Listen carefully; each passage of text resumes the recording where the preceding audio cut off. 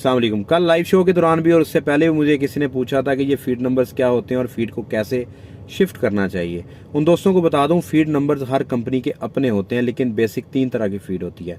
Starter जो पहले दिन से लेकर 7वें दिन तक इस्तेमाल की जाती है, ग्रोअर जो 7वें दिन से लेकर आप 21 दिन तक इस्तेमाल करते हैं, और फिनिशर के अंदर प्रोटीन लेवल कम होता है लेकिन एनर्जी ज़्यादा होती है।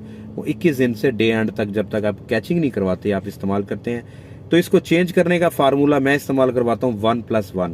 जब आप स्टार्टर से ग्रोअर पे शिफ्ट होंगे 7वें 8वें दिन के ऊपर, तब आपने एक बैग ग्रोअर का और एक स्टार्टर का मिक्स करना है। ग्रोअर से फिनिशर पे जाएंगे तो एक बैग ग्रोअर का, एक फिनिशर का शिफ्ट करेंगे।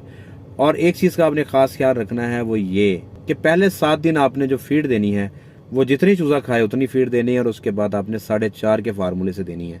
दुआ में याद रखिएगा। अल्लाह हाफिज़।